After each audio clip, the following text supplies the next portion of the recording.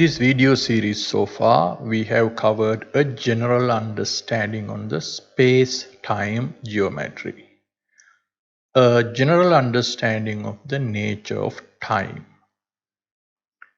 The next step is to bring in matter, charge, momentum and energy into our equations.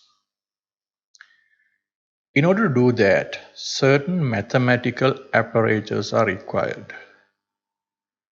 In this video, we will discuss Euler Lagrange equation. We will simplify things as much as possible and cover only the required minimum. The minimum required to understand the nature of time. Before getting into the formulation of Euler Lagrange equation, let's look at two formulations of elementary calculus. If you are not familiar with calculus, it's high time you follow a video course on it. There are many good ones in YouTube. First, let's look at minima and maxima of functions. Let's think f is a function of y. This is y-axis and this is f of y. Let's think this is the graph of this function. The question is, what are the maxima and minima of this function and how to find them?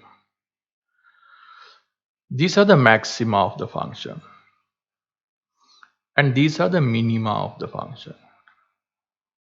How to find these maxima and minima? So it's easy because at these maxima and minima points, the function is horizontal or the slope of the function is horizontal. So the first derivative of the function dfy by dy is 0 at these points. What about this point? This is not a maxima or minima. So this kind of a point is called an inflection point. So at these kind of points, the general name we use is stationary points. So dfy by dy is 0 at stationary points. Okay, now let's look at multivariable functions. This time f is not just a function of y. F is a function of both x and y. Let's think this is y-axis and this is x-axis. And the vertical axis is the function f, x and y. These are the contour lines along y-axis of the function. And these are the contours of the function along x-axis. So this function is not just a line, it's a kind of a plane. On this xy plane, what are the maxima and minima points of this function? So if we look at this point, in this point, the function is reaching a maxima along x-axis and also along y-axis. So this is a maxima point. So if you look at this point, in this point, x is reaching a minima along x-axis and y is also reaching a minima at y-axis. So this is a stationary point of f, x and y function in both x and y directions. So these are the maxima and minima of the function. What about this point? In this point, the function reaches a minima in relation to the y direction, but it is not a minima in relation to x direction. So it is not a stationary point. How to find these stationary points of this function? What we have to do is to differentiate this function with respect to x first. So we just consider y as a constant and we differentiate the function with respect to x. So df by dx, so this is partial derivative because we just consider one variable of the function and we consider the other variables as constants. So df by dx of x y squared, y is treated as a constant and dx by dx is 1. So y squared plus 2x squared, when you differentiate 2x squared, it becomes 2 times 2x, that is 4x. dy by dx, because y is treated as a constant, is 0. And 7 is a constant, so that is also 0. So df by dx is y squared plus 4x. And in these stationary points, this has to be 0 with respect to x. Similarly, if you differentiate the function with respect to y, df by dy is xy squared. When you differentiate, x is considered as a constant. So y squared differentiate means 2y. So this term becomes 2xy plus 2x squared is just a constant. So it's 0. Y differentiated with respect to y is 1. And 7 becomes 0. So df by dy equals 2xy plus 1. And at stationary points, this is equal to 0. So if you solve these two equations, the solutions will depict the maxima or the minima of this function or the inflection points, the stationary points of this function.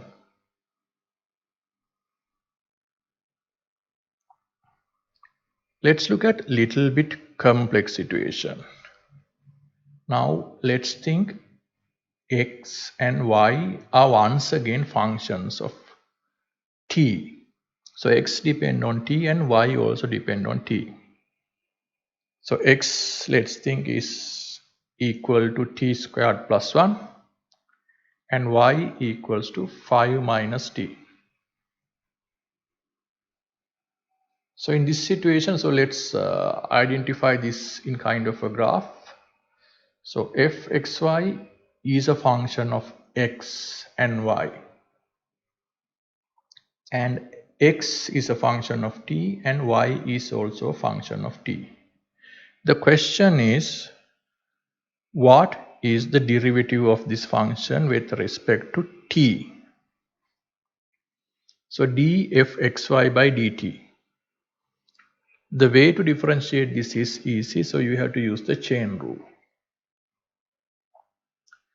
So dfxy by dt is equal to the partial derivative of f with respect to x times the derivative of x with respect to t.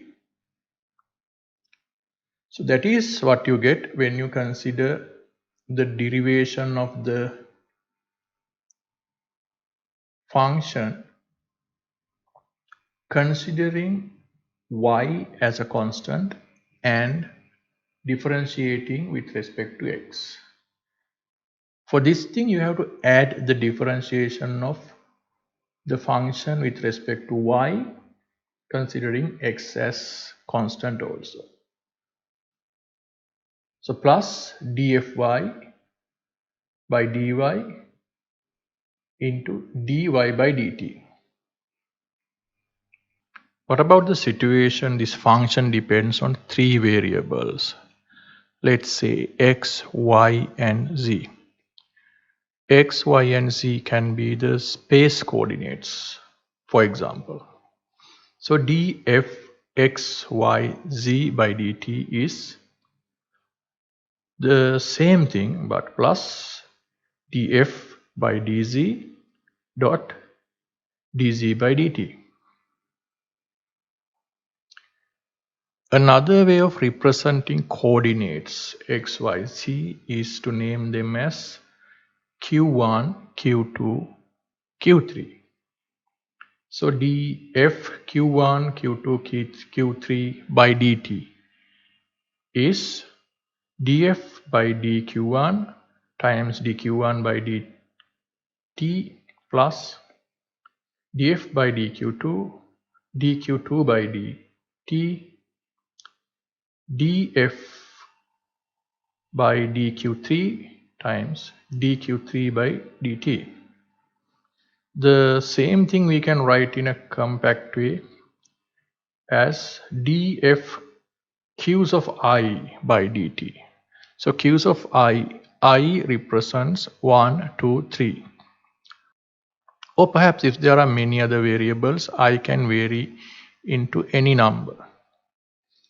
So in general, df q's of I by dt can be written as df q's of I by d q's of I, d q's of I by dt summed over I.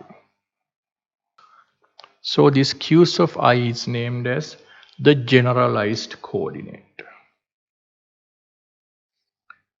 What about the situation? The function not only depends on the space coordinates, it depends on the velocities, q's of I dot as well.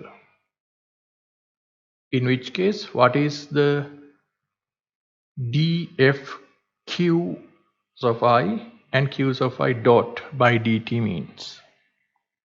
Well, it's simple. It's summed over df by dq's of I, dq's of I by dt plus summed over I, df dq's of I dot by dq's of I dot by dt. In other words, df q's of I and q's of I dot by dt is summed over I, df by dq, dq by dt plus df by dq dot by dt. This is the first equation we require.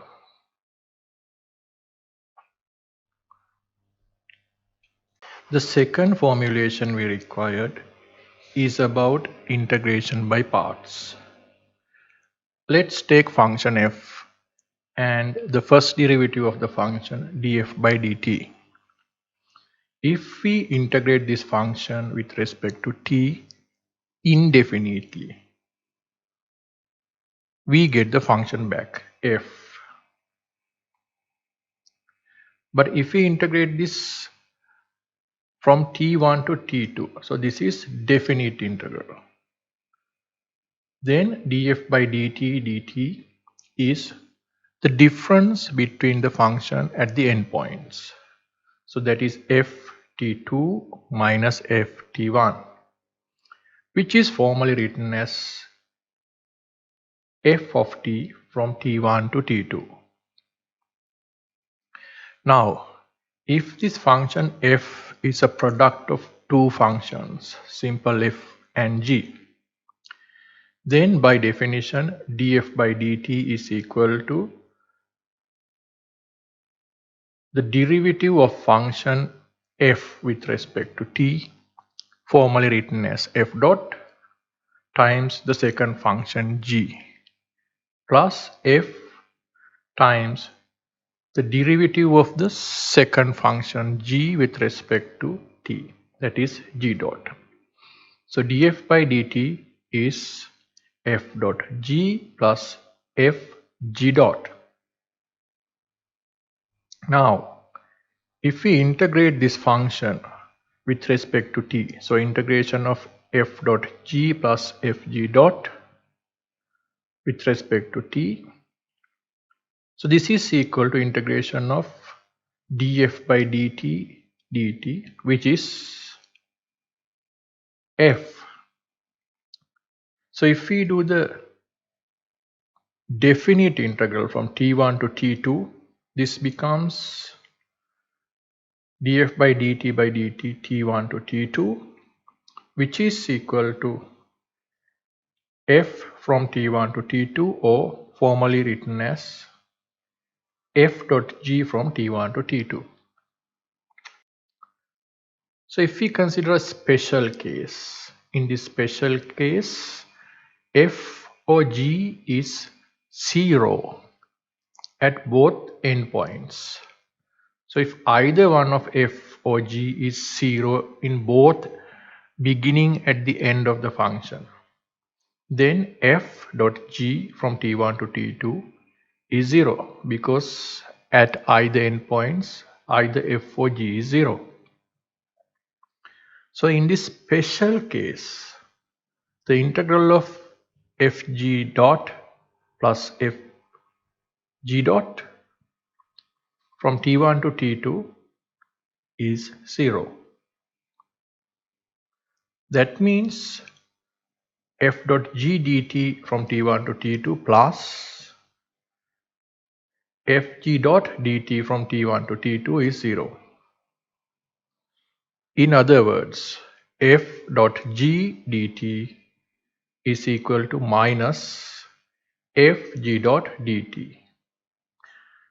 So you have to remember, this is in the special case where f or g is 0 at both beginning at the end point of the function.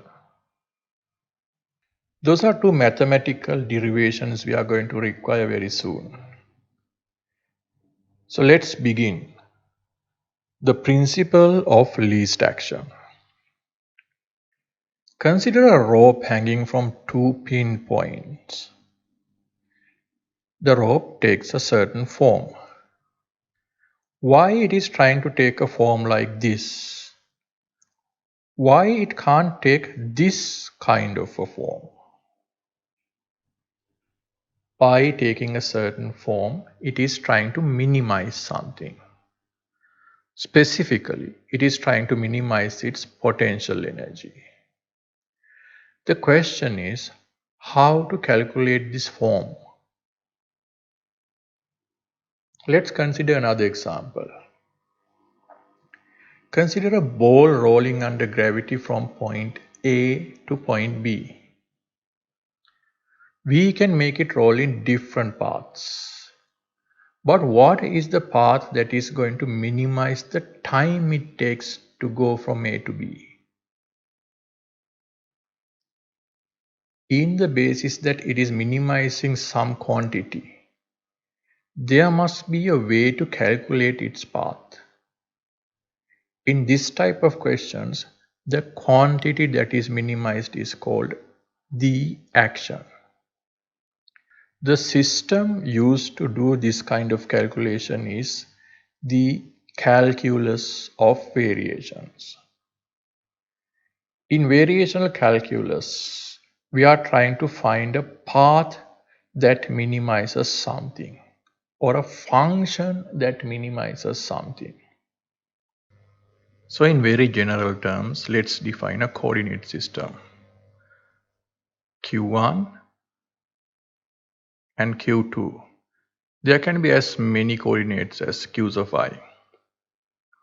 The vertical axis is time. And then this is a trajectory of a system. The trajectory passes the initial point T1 and the final point T2. The conditions of initial and final points are given. So at T1, q's of I T1 is given, and also the velocities at T1, q's of I dot are given. At the final point, q's of I T2 is given, and the velocities q's of I dot T2 are also given. So this is the trajectory of a system. The system takes this particular form of the trajectory because it is trying to minimize some quantity called action. This action, in very general terms, A is an integral from T1 to T2 dt. and it is an integral of a function. In very general terms, let's call this function L. L stands for Lagrangian. So L depends on q's of it and also depends on q's of I dot t. So this is the action. The question is how to calculate the trajectory that minimizes this action. Okay, this is how it is done. This is going to be the hardest derivation we are going to do during this course, but it is simple enough for you to understand clearly without a problem. Okay, any point on this trajectory is characterized by q's of it. Let's move this trajectory a little bit by adding it to it a function f of t.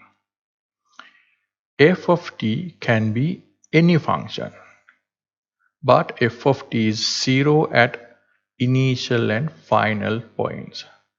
So at t1 and t2, f of t is 0. So this is the new moved function.